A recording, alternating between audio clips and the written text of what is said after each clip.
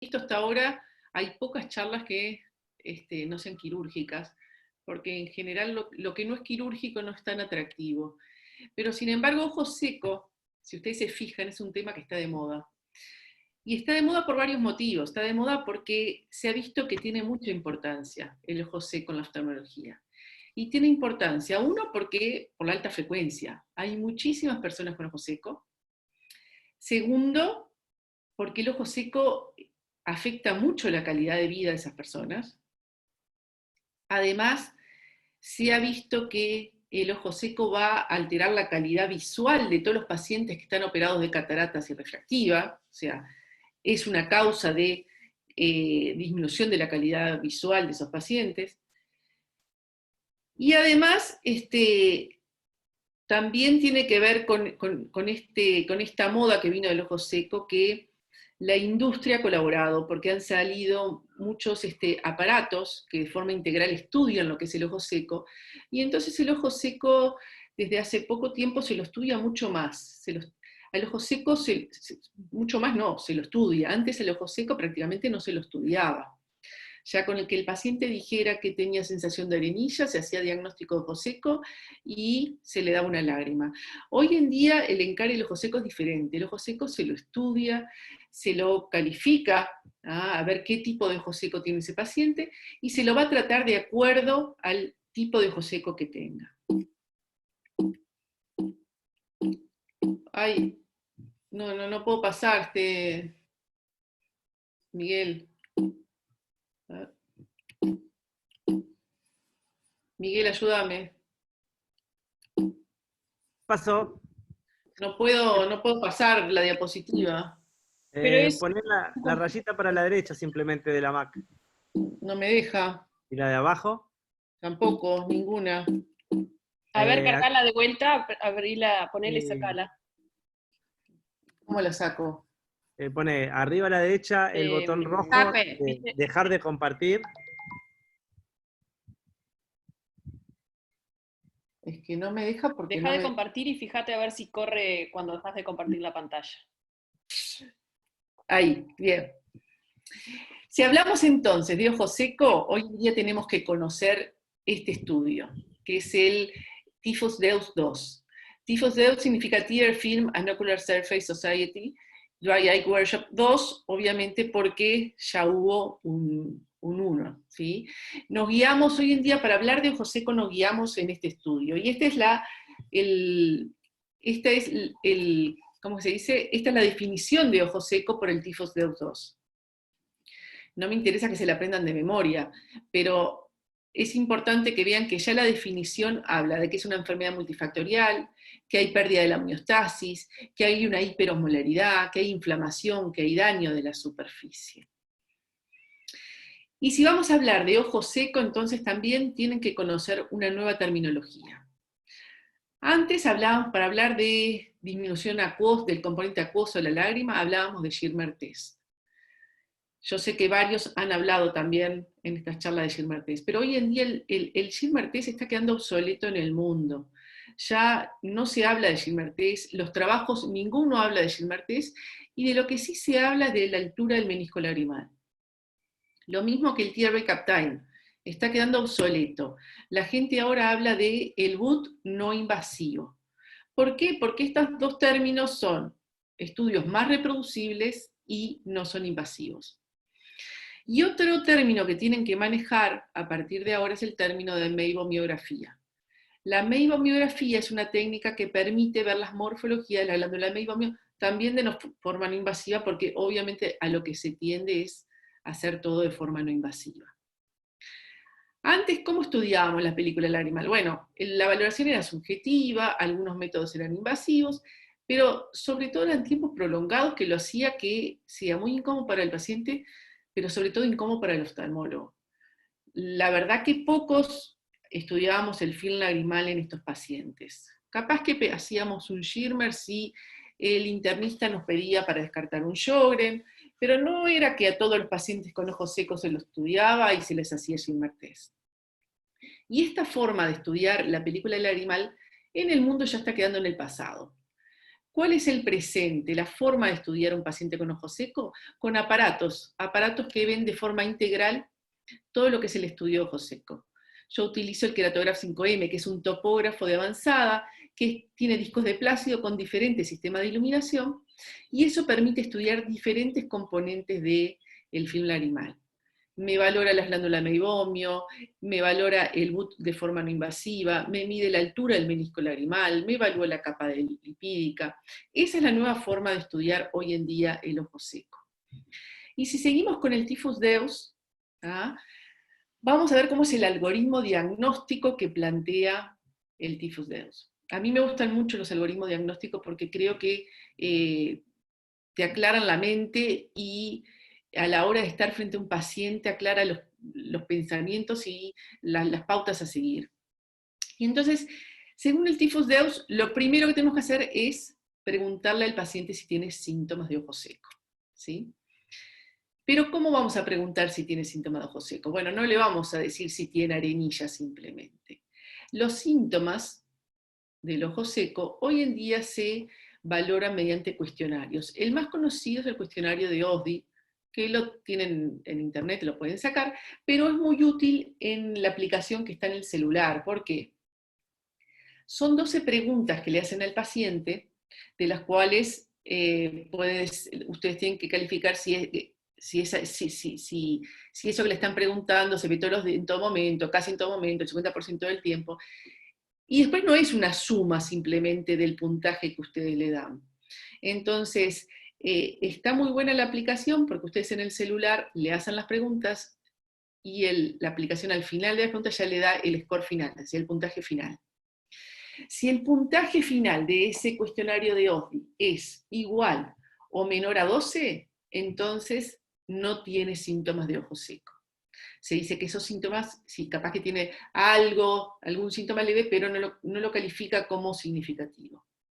En cambio, si ese valor les da 13 o más, entonces ahí decimos que tiene síntomas significativos de ojo seco.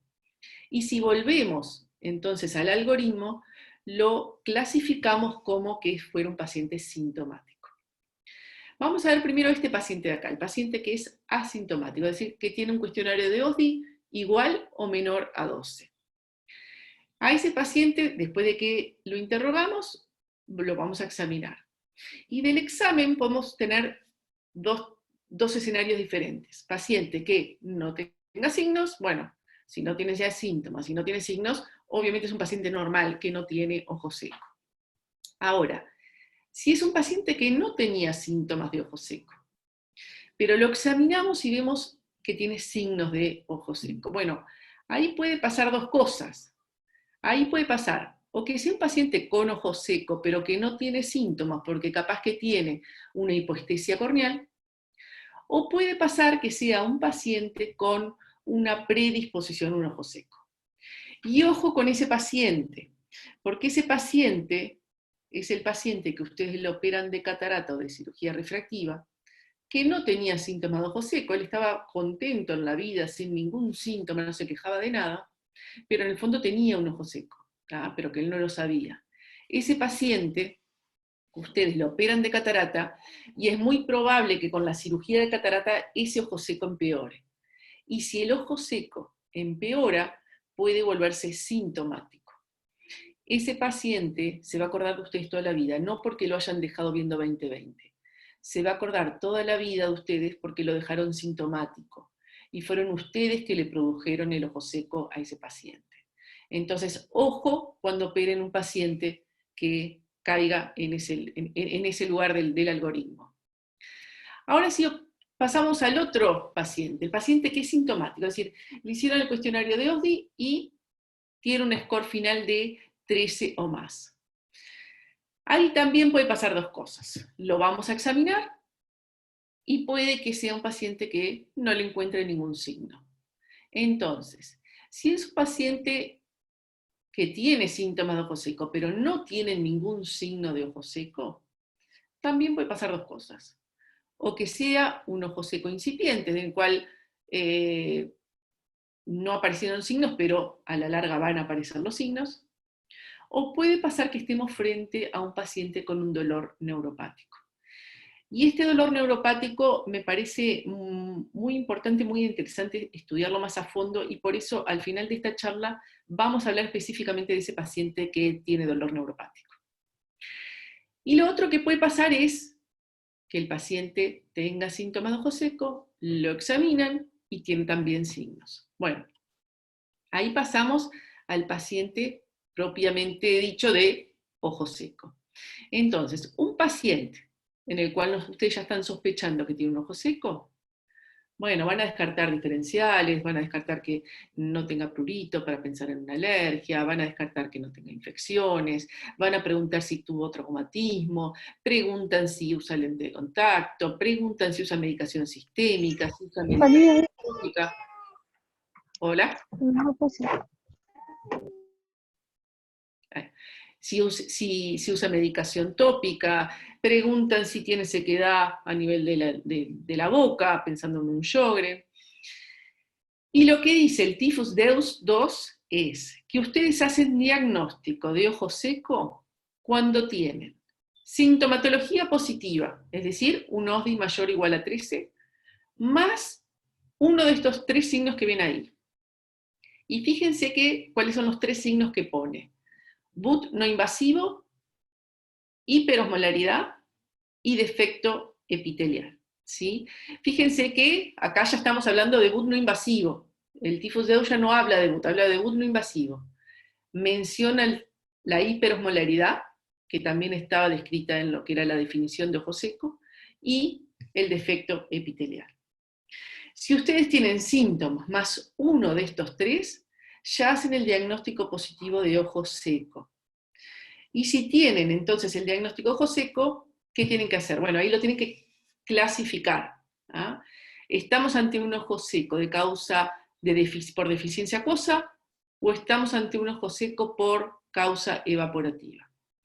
Así clasifican hoy en día los ojos secos. Para saber si estamos ante un ojo seco por deficiencia acuosa, fíjense, ya el Typhus Deus lo que habla es de disminución de la altura del menisco lagrimal, el TMH, que lo ven ahí. Cuando la altura del menisco lagrimal está disminuido, menor a 0,2 milímetros, decimos que ese ojo seco es por deficiencia acuosa. Y si lo que tienen alterado es la meibomiografía, o sea, una alteración de las glándulas meibomio, ven ahí MGD, o alteración de la capa lipídica, decimos que estamos ante un ojo seco de causa evaporativa. Dentro de las causas evaporativas entran también las déficits de mucina, las alteraciones de los párpados. Esos son los dos grandes extremos, los dos grandes grupos que hay de ojo seco. Y después en el medio tenemos una gama de ojos secos mixtos, ¿sí? Entonces recuerden, síntomas positivos más uno de esos 3 signos es igual a ojo seco. Pero recuerden que pueden tener síntomas positivos sin signos y tratarse de un ojo seco incipiente o de un dolor neuropático, o pueden tener signos positivos de ojo seco sin síntomas, y ahí tienen que pensar en una hipoestesia corneal o una predisposición al ojo seco. Ya dijimos, cuidado con ese paciente si lo operan de cirugía de catarata o de cirugía refractiva. Uno de los signos es la hiperosmolaridad. ¿Cómo la valoran la hiperosmolaridad de la lágrima? Bueno, hay aparatitos que son muy sencillos. Yo utilizo el IPEN, que es del tamaño de una lapicera prácticamente, con tips que son descartables, que se apoyan a nivel del fornix inferior y en un segundo le da la osmolaridad de la lágrima de forma digital. Osmolaridad normal es menos de 300 miliosmoles por litro. Se habla de ojo seco cuando hay más de 308 miliosmoles por litro, o una diferencia entre ambos ojos de 8 miliosmoles por litro. Y todos los demás, el resto de los signos, dijimos que hoy en día se valoran con aparatos como, por ejemplo, el Keratograph. El Keratograph 5M, que valora, es un aparato que valora de forma integral todas estas estructuras del film lagrimal, nos va a dar el dato de la altura del menisco lagrimal, nos va a dar el dato del BUT de forma no invasiva, nos va a evaluar la capa de los lípidos, me da la meibomiografía, me da un score para la coloración conjuntival, lo cual va a ser útil para controlar la evolución si hay una mejoría, y además le ponemos fluoresceína a ese paciente y nos va a servir para valorar si hay defecto epitelial, y fíjense en la cámara de video, es muy fácil de ver cuando hay, por ejemplo, parpadeos incompletos, como ese que ven ahí. Esa era una paciente que tenía un ojo seco porque tenía un parpadeo incompleto. Acá tenemos un queratograph, fíjense, de un paciente que era asintomático, pero tenía signos de ojo seco. Este es el informe Genvis, ese que ven ahí arriba, es el informe que da el queratograph. Ahí vemos, claramente tenía signos positivos de ojo seco, pero en el cuestionario de OSDI era asintomático. Es decir, acá probablemente estamos ante un paciente con una hipoestesia corneal, que eso lo tendrá que ver después el oftalmólogo en el consultorio, o ante un ojo seco, con predisposición a un ojo seco, un paciente con predisposición al ojo seco. Ese era el paciente que, si este paciente se va a operar de catarata, recuerden de decirle a ese paciente, mire que usted tiene un ojo seco, ahora no tiene síntomas, pero probablemente yo lo opero y va a tener síntomas, pero el ojo seco no se lo produje yo, el ojo seco ya lo tenía. Lo que pasa es que la cirugía de catarata muchas veces empeora el ojo seco, y eso se lo tienen que decir al paciente. Acá tenemos otro paciente, fíjense, en el queratograph vemos que tiene un ojo seco, y el ojo seco era de causa mixta, porque tenía unas glándulas de meibomio alteradas y tenía una altura del menisco lagrimal disminuida. Es decir, la causa de este paciente es mixta. Y lo vamos a tratar a este paciente como ojo seco mixto, es decir, con lágrimas y el tratamiento también de la meiomitis. Este otro paciente básicamente tenía un ojo seco de causa evaporativo. Recuerden que de los ojos secos, prácticamente el 80-85% de los ojos secos son por causa evaporativa, y no por deficiencia acuosa como uno a veces pensaría. Este otro paciente era un paciente con un ojo seco, pero por deficiencia acuosa. Fíjense que tenía una altura del menisco lagrimal muy reducido. Y ahora pasamos a este otro paciente. El paciente que tenía síntomas de ojo seco, pero lo examinamos y no tiene signos. Ahí lo que tenemos que sospechar, dijimos, puede ser un ojo seco que recién comienza, pero puede ser un dolor neuropático. Y el dolor neuropático es un dolor que está causado por lesión o disfunción del sistema somatosensorial. El sistema somatosensorial es el que envía los estímulos del dolor. Y entonces, estos pacientes con dolor neuropático van a tener hiperalgesia, es decir, mayor percepción del dolor, y van a tener alodinia y fotoalodinia, que significa que tienen dolor ante un estímulo que normalmente no debería causarles dolor. Y además los síntomas del dolor neuropático son muy similares a los síntomas de ojo seco. Y por eso hablamos de dolor neuropático cuando estamos hablando de ojo seco, porque muchas veces tenemos pacientes que vienen siendo tratados por ojo seco, porque son los mismos síntomas, le damos la lagrimita, el paciente va de oftalmólogo a oftalmólogo, una calidad de vida horrible, pobre hombre, porque vive siempre con dolor, y sin embargo el paciente lo que tenía era un dolor neuropático, capaz que por otra causa, y no por ojo seco. Y la lesión de este sistema puede ser de la neurona periférica o central. Este dolor neuropático, ¿por qué se origina? Se origina por una causa ocular o puede ser una causa sistémica. En cuanto a las causas oculares, bueno, el ojo seco es muy frecuente que dé dolor neuropático, o sea, puede ser un ojo seco, pero además que sobreagregue después un dolor neuropático. Puede ser secundario a cirugías oculares, pacientes que hayan tenido herpes zóster, secundario a queratitis infecciosas, a erosión corneal recurrente, a queratopatía por radiación, uso de lente de contactos, y hay otras. O puede ser por una causa sistémica, pacientes con fibromialgias, con neuralgia del trigémino, enfermedades autoinmunes como el Sjögren. Y recordar que estos pacientes tienen comorbilidades, es decir, una enfermedad que está presente también además de esa otra que estamos hablando. Y estos pacientes como comorbilidad tienen ansiedad, depresión, estrés postraumático. Entonces, muchas veces, pobres pacientes son tratados como locos, como psiquiátricos, pero en realidad tienen una enfermedad real. Y no es de psiquiátrico que se queja de dolor. Porque estos pacientes, la característica que tienen es que no es un dolor leve, es un dolor desproporcionadamente alto en relación a los signos que presenta. Lo que les pasa a estos pacientes tienen, a partir de esta lesión, de estas lesiones oculares o sistémicas, dañan los receptores periféricos, los nociceptores, que son los receptores del dolor.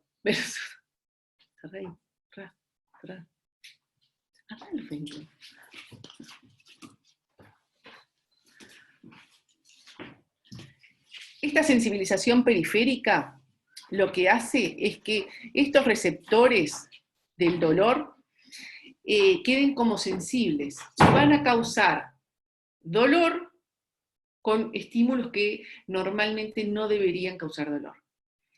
Y esta sensibilización periférica puede transmitirse y dañar la neurona central y producir una sensibilización central, ¿sí? Es decir, que ya el problema está a nivel del sistema nervioso central, que va también a producir estímulos del dolor cuando no debería estar produciéndolos, ¿tá? Y me da esos síntomas: alodinia, fotolodinia, hiperalgesia.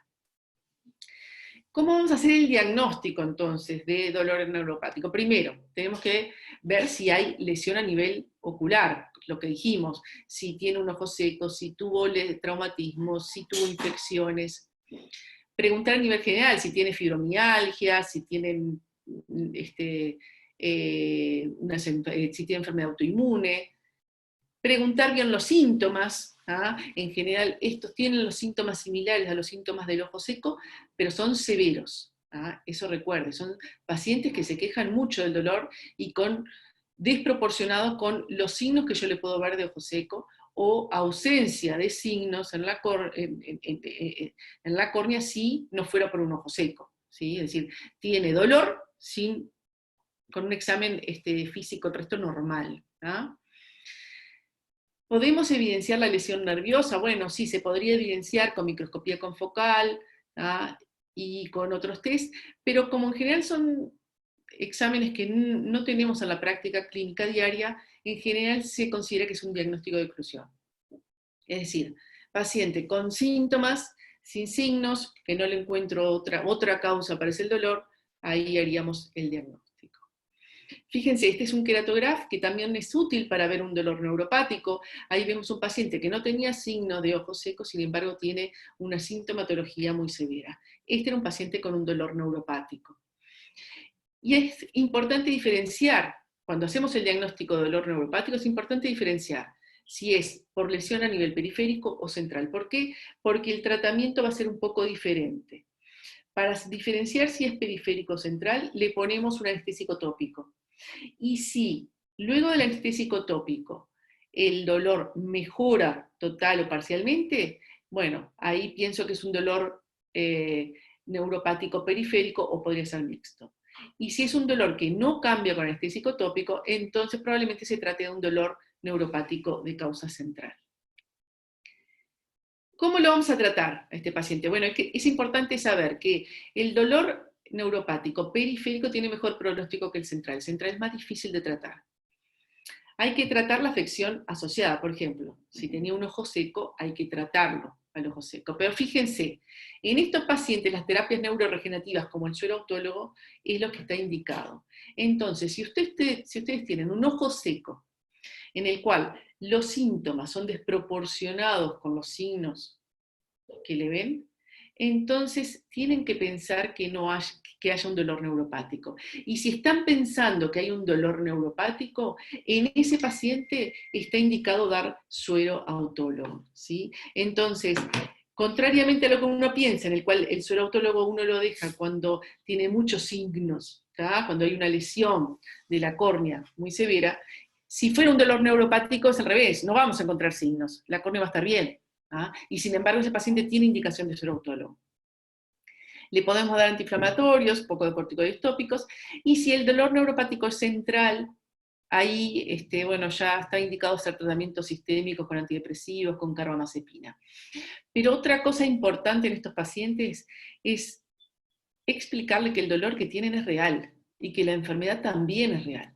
Estos pacientes, como ya les dije, son pacientes que vienen desde hace años tratados con diferentes tipos de lágrimas, que tienen muy mala calidad de vida porque el dolor les impide tener una vida normal. Y además son pacientes que uno le hace creer que el dolor no existe y que es todo psicológico. Entonces estos pacientes, con explicarle que el dolor es real, que es una enfermedad, ¿ah? Eso, de punto de vista placebo, hace mucho para el paciente, ¿sí? Y recuerden entonces, si piensan en dolor neuropático, más que las lágrimas, vamos a indicarle suerautólogo. Patricia, Decime. tengo acá a Paola que te quiere hacer una pregunta. Dale.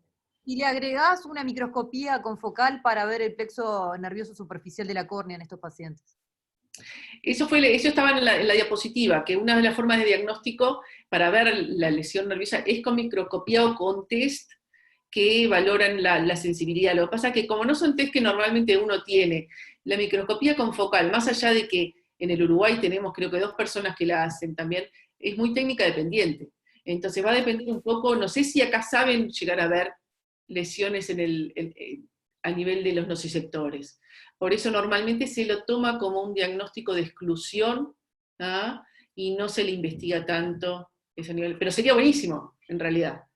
Sería buenísimo. Habría que preguntarle a Marianel Suárez, ¿está acá Marianel o no? No sé. Parece que no. Pati, cuando decís síntomas desproporcionados de ojo seco, pero es dolor, o sea, no es arenilla, sensación de cuerpo extraño, eso no.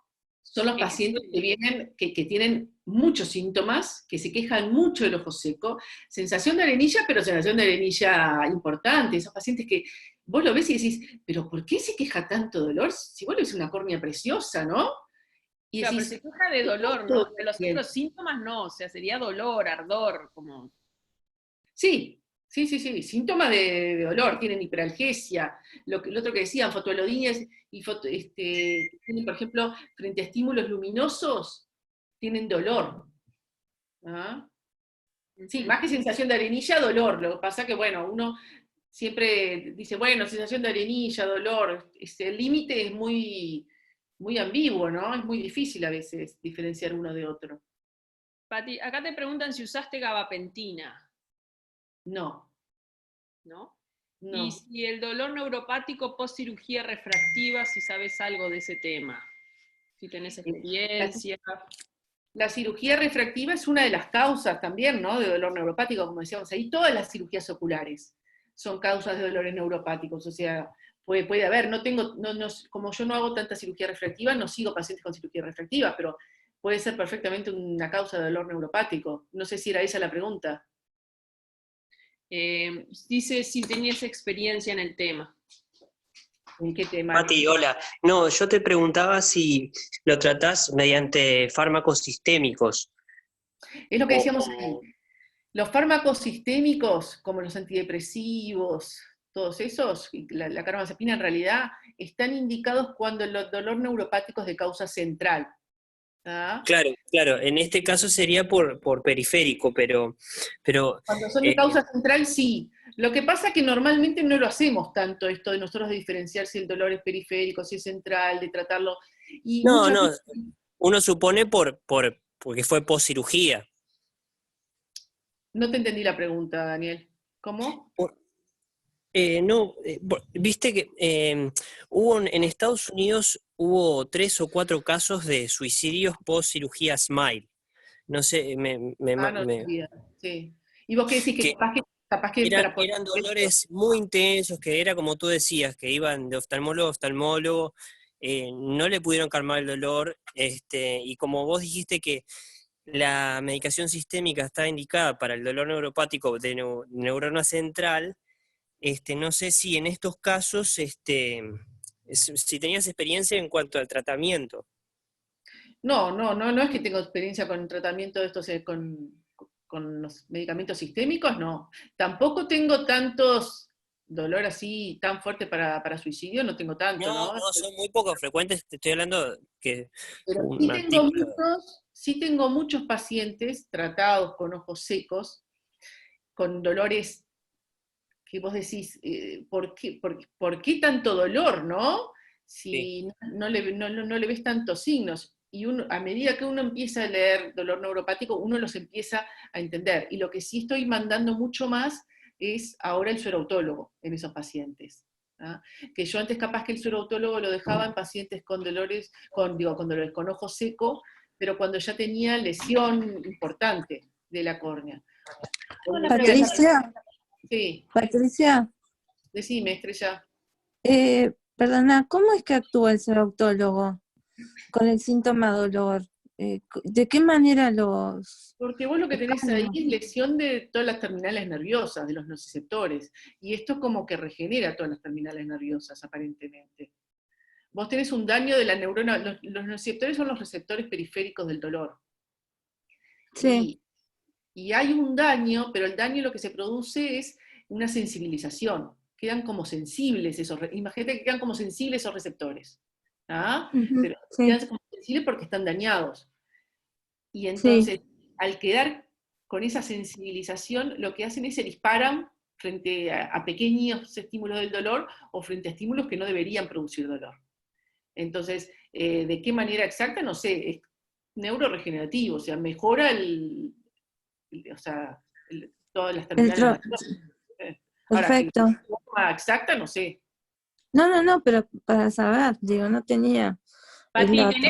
perdón, Tengo una pregunta. tenés preguntas ahí del tema del suerautólogo. Te preguntan si lo usás sin diluir al 30, al 40%, ¿dónde lo conseguís? ¿Quién se encarga de hacerlo?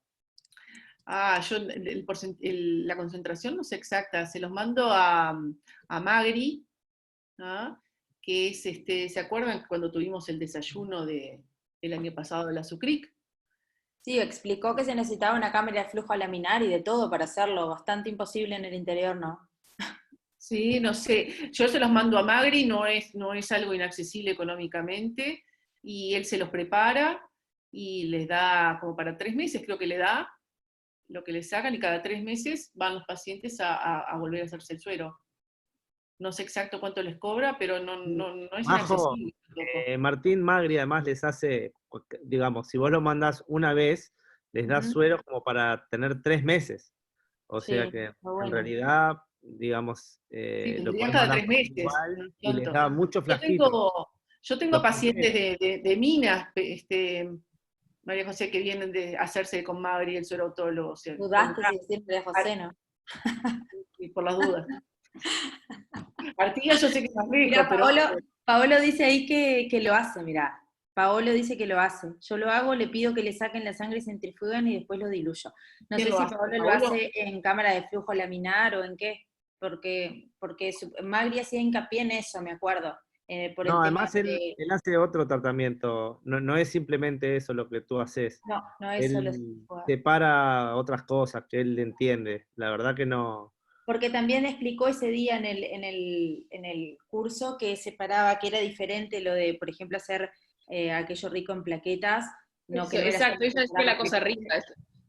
Sí, ese tema más concentrado, pero ese te acordás que él dijo que él lo dejaba cuando hay más daño Ujú. epitelial, cuando hay mucho daño epitelial, ¿no? Ahora, Pati, a mí, por lo menos, no sé si le ha pasado a ustedes, que yo tengo pacientes que no les mejora nunca la queratitis punctata, que quedan se les ven los signos igual a pesar de que hagan meses de tratamiento. ¿A ustedes no les ha pasado eso?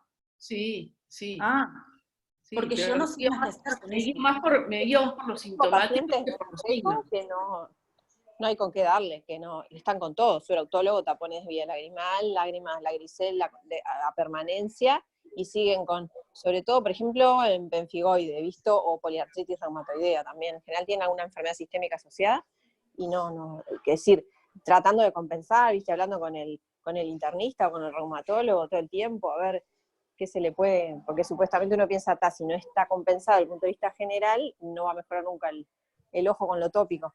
pero están supuestamente estables desde el punto de vista general y tampoco. O sea que hay ojos que no sé qué hay que hacer. Me quedo más Ahí tranquila. vamos con las esclerales. Sí.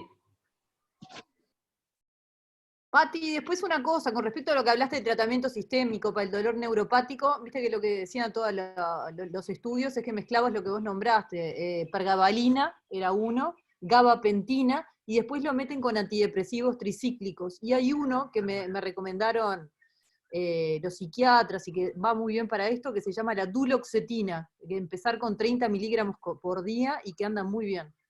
Sí, de todas formas, no vamos a indicar nosotros esa medicación, ¿no? Bueno, la pregabalina sí la podés usar, yo la uso un montón. ¿Sí? ¿Se la indicás vos? Sí, la pregabalina sí. A dosis bastante más bajas de la que usan los internistas, pero uso un montón. En el herpes uso pila y realmente les va bien. Ajá. Yo creo que empezarías a dosis bajas, empezá con uno y si no te va, vas a la asociación. Ujú. Pero sobre todo hacen hincapié también en la parte psicológica, ¿no? De que son pacientes que ellos se creen como, además tienen las comorbilidades de depresión, de ansiedad. Son pacientes que no tienen ese sostén, ¿no? De emocional, como quien dice. Que uno los trata como locos y es el paciente codías que llega a la consulta, porque es como que te chupa la energía en un segundo, ¿no? Sí, el típico con fibromialgia que va entrando al consultorio igualito. Sí, llegó en un segundo, te chupó la energía y ya no podés ni hablar.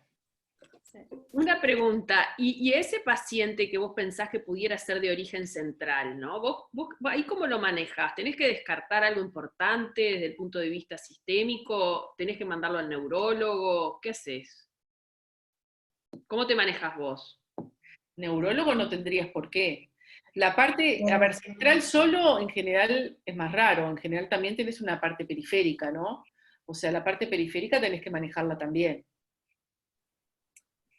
Y la parte central, bueno, yo qué sé, es más complicado, ¿no? Yo la verdad capaz que no le doy tanto énfasis a la central y se lo dejo capaz que más para, no sé, más para el psiquiatra, pero manejo más la periférica, que la periférica la tenés que manejar también, ¿no? Porque en general y vos, por ejemplo, todo más raro. le mandás una carta al psiquiatra, te pregunto a ver cómo te manejás desde el punto de vista práctico, tengo al paciente, le mando una carta y le pones, este paciente...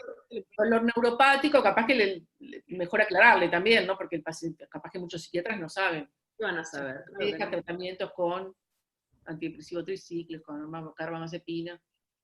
Y que sea el psiquiatra el que lo medique, no el neurólogo, sino es el psiquiatra. Y sí, yo por lo menos, neurólogo, no sé, bueno, yo qué sé, porque además con las comorbilidades de estos pacientes, también les hace bien ir al psiquiatra, yo creo.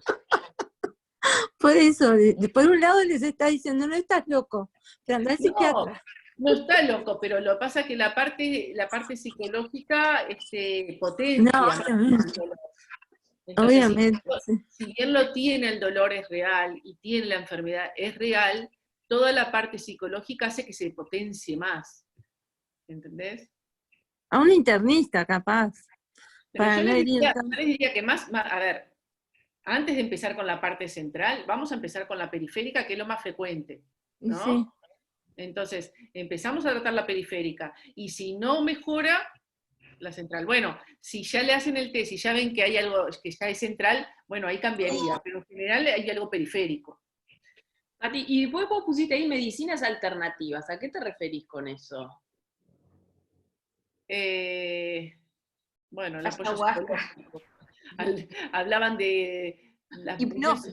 Hablaban ¿cómo se llama esto? A esto que tomás por boca, ¿cómo se llama? Homeopatía. Homeopatías y todos esos yogas y todas esas cosas. Acupuntura. Meditación, rosario. Cualquiera de esas cosas sirve. Bueno, bien. Y de ojos secos yo tengo una pregunta más. Y después si quieren pasamos, no sé si no hay más preguntas. podemos pasar a la otra parte, lo del call center, pero a mí, viste, eso que dice María José, de que cuando no se te va, viste que en general marcan en una partecita del párpado, abajo, ¿no? Como del medio para abajo, esos puntitos que no se van y no se van y no se van. ¿No tendrá algo ahí de disfunción del párpado? ¿Cómo no te entendí?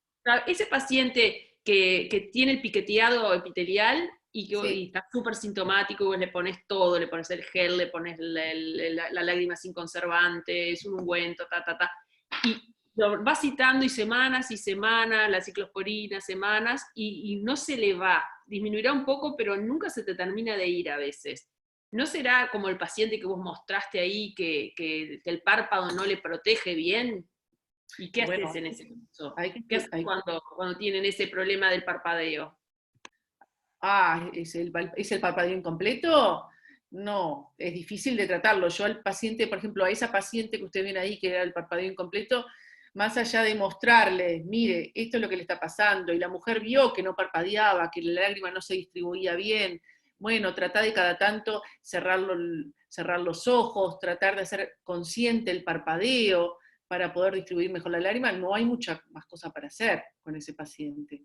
Pero los párpados es fundamental, ya lo que dijimos, el 80% de los ojos secos es de causa evaporativa. Y dentro de las causas evaporativas tenemos que ver la glándula megomio, tenemos que ver alteraciones de los párpados, al cierre palpebral, la alteración de la mucina, o sea, hay varias cosas, ¿no? Pero los párpados es fundamental verlo. Y siempre, probablemente siempre hay un grado de alteración de las glándulas de meibomio en esos pacientes que capaz que no lo estamos tratando. Ahora, A todos esos pacientes que ustedes le dan lágrimas, a la mayoría le mandan todo el tratamiento de la meibomitis. Pregunta. Y no, y si parece que tuviera, yo creo que si ponemos un tema blefaritis y meibomitis, el chat explota. Es un tema que para mí hay que hacerlo como tema. Ajá, porque estamos hablando de que el 80% prácticamente del ojo seco es por alteraciones de la glándula meibomio, ¿no? Perdón, de causas evaporativas. Y dentro de esas, la mayoría tenemos alteraciones de la glándula meibomio, o sea que el porcentaje es altísimo. Y la mayoría de los pacientes no hacen bien el tratamiento, ¿no? el tema es que los que, por ejemplo, yo les he mandado tratamiento, mejoran obviamente un tiempo, después empeoran, después otra vez mejoran, después vuelven a empeorar. Son tratamientos crónicos, ¿no? Y que, yo qué sé, no sé, ¿ustedes usan doxiciclina? Yo uso cuando veo que tiene un párpado demasiado grueso con mucha meibomitis, pero en el momento agudo. Por eso, está. ¿Por Te qué salva. A mí, no sé, por lo menos yo la uso con relativa frecuencia cuando veo casos así, pero muchos les tengo que hacer después más adelante otra vez el tratamiento, y obviamente es algo crónico que no se cura, ¿no? Entonces, ese paciente lo vamos a tener siempre. Y ahí me Sobre parece todo que... si tiene rosácea, cabe la Sí, doxiciclina, ¿no? exacto. Y especial énfasis, ¿no?, en esos casos cuando uno va a planificar una cirugía de catarata, porque a veces también, bueno, le hago el tratamiento Muy a los ojos importante. secos, mejora un poco, y ahí veo qué lente le pongo. Es difícil, porque ese paciente va a tener ojos secos siempre, en realidad, ¿no? Es una cosa crónica, no sé. Por más que mejore en el momento, no sé qué opinan. El tema de Es súper cirugía importante el ojo seco y catarata. Ese es otro tema que podemos dar, porque también si no le mejorás el ojo seco tanto previo como post, algunos incluso la cirugía los puede hasta desencadenar, que estaban así como en borderline y se operan y se desencadena la disfunción de las glándulas. Y ahí empieza con los síntomas, entonces cree que es por la cirugía y no se mejora, y en realidad es porque se le está descompensando su disfunción de glándulas de meibomio. Y es el ojo seco evaporativo, lo que dice Pati. O sea, lo tenés que detectar antes de la cirugía, tratarlo y seguirlo tratando después para que no sea un problema. Hoy en día, ¿cuántos de los que ponen lentes multifocales le hacen el estudio del ojo seco previo? Yo le hago. Sí, yo le hago. ¿100%? ¿Sí? Bueno, yo no. Yo sí. Yo creo que un último comentario de los No hay pocos- queratográfica por ahora. Previo a una cirugía refractiva, como una cirugía de catarata con lente intraocular premium, debería en el preoperatorio, además del cálculo del lente intraocular y de muchas otras cosas que hacemos, del OCT preoperatorio, agregar el estudio que vos nombraste hoy, Patricia, que es el queratografía y descartar un ojo seco. Es que hoy en día es obligatorio. ¿Ah? Hay un algoritmo diagnóstico del ASCARS, preoperatorio de cirugía de catarata y cirugía refractiva, que obliga prácticamente a todos los pacientes que se van a operar de cataratas el estudio del ojo seco. No es re importante, sí.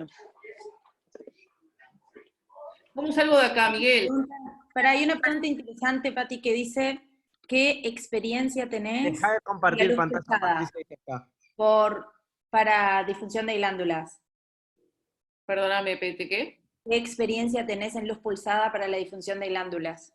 No tengo experiencia porque no lo tengo, pero creo que en cualquier momento me lo voy a comprar porque los estudios muestran que es muy útil y realmente no hay mucha otra opción para ofrecerle a esos pacientes. Entonces, no tengo experiencia, pero si alguien tiene experiencia que la diga, pero creo que vale la pena. Sí, nosotros en la clínica tenemos el equipo y la verdad es espectacular. Los pacientes, se nota una mejoría enseguida. Puede ser que alguno no. Claro, que Pero- tiene que estar bien indicado, ¿no? Pero en el Claro, paciente que está indicado están agradecidos. ¿Cómo no sabía yo que existía esto antes? Si hubiera sabido eso, te dicen. Pero tiene que tener la disfunción de las glándulas de meiomio, ¿no? No cualquier ojo seco. Sí.